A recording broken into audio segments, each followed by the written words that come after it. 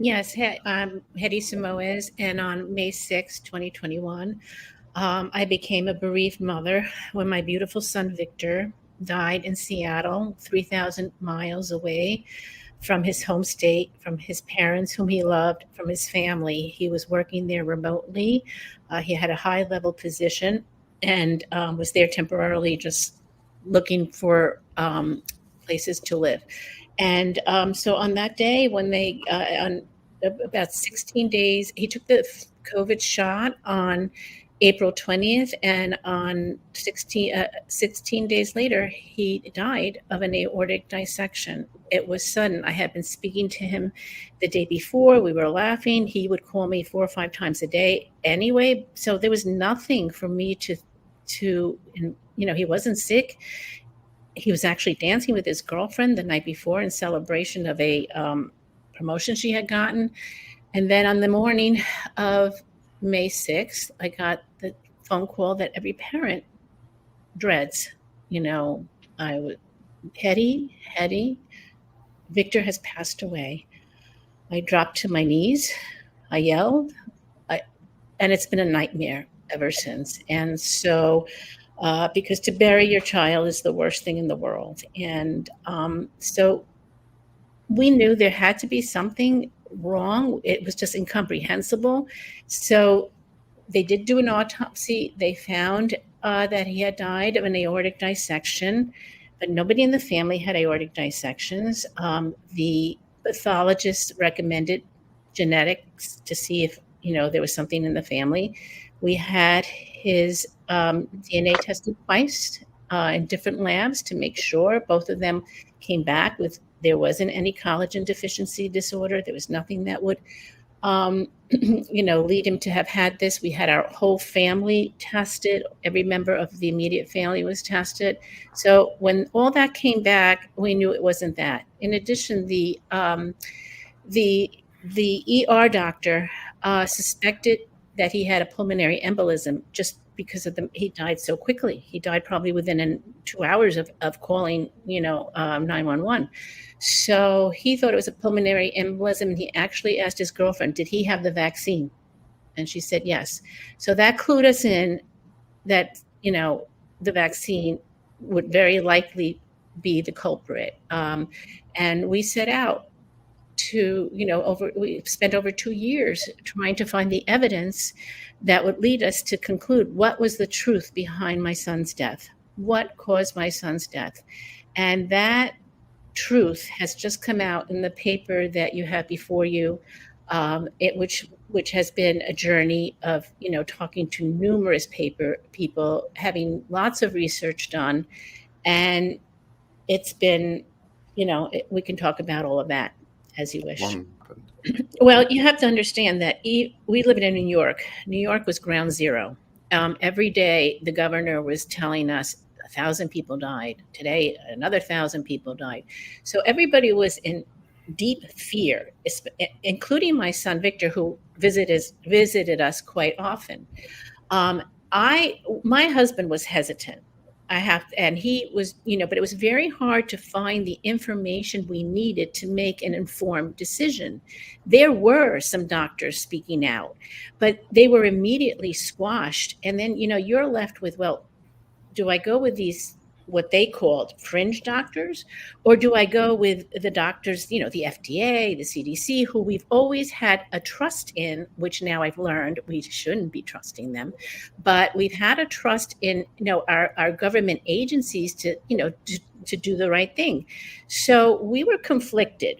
Yes, we all took the vaccine, but we were somewhat conflicted. But the fear that we experienced and the keeping us in our homes, unable to talk to our neighbors. I mean, one time we went to, wish my mother happy birthday. She lives 10 minutes away. We had to have signs outside just waving to her from her, she's at the door, and the whole family is arriving just to wish, because it was so crazy that you couldn't even go wish your mother a happy birthday. My son, Victor, was an amazing person, but he also started to experience some of the fear, but he questioned. my husband questioned the most. He says, "I'm not so sure we should do this." He was reading about the ferrets that were dying, and here in, I don't remember the study. But he did not want to be the one, quote, to be responsible for the death of grandma or grandpa if we didn't get the vaccine, because that was a very, very powerful propaganda that they used, and they knew it was going to be powerful. And so every time, for example, my husband went to Costco or anywhere, and came home, took off the clothes, took the showers, whatever, my children would still say, "But don't go there, don't go anywhere, because you could bring home the virus, and we won't even know it, and we could go visit grandma and we'll give it to her." This is the kind of fear we were living in that caused us to lose our critical thinking, because people with a lot more common sense did not take the vaccine, and therefore, we dropped our guard. And Victor was the last in the family to take the vaccine. I actually was first, and I wish I had had a reaction that would have caused everybody else in the family to stop. But we were not in that environment. Everybody else, did you get the vaccine? Did you get the vaccine? Did you have did you set up your appointment? It was like a frenzy, especially in New York. I sometimes say, I wish I had lived in the hills of Appalachia and didn't know anything. Not that they don't know anything, but was not engulfed in this whole, New York City kind of, environment. So excuse me I love Appalachia. So anyway, so I was just trying to make a, go to the hills. And actually, Victor, he was so nervous about it. He had gone to be with his girlfriend who was in another state. And he was actually looking for rental homes for us to leave New York and go there, because he was thinking that we were all, things were going to happen. So anyway, to make a long story short, we took the vaccine, but it wasn't without some, caution. It was more, we didn't know what the right answer was. And then, you just kept hearing about people dying and all this. And you said, well, I guess this is what we have to do. My husband and I had to ramp up and become, what do we do next? What do we have to do? Let's go here. Let's call this one. Let's ask that one. And it was not an easy journey. But if you don't do it, you don't have the answers. Whether it's the media or whether it's the medical institutions or the hospitals, that they would, the insurance companies, that they'd come at, physicians who are doing the crime of caring for patients with such just vengeance, just hatefulness, is something we should not accept. That's not the kind of medicine you want anywhere in this world. In order for us to have a medical system that is working, there has to be a certain level of trust. Yeah. The trust in the medical system has been destroyed, at least for me. Early on, they said, we are looking for the signals.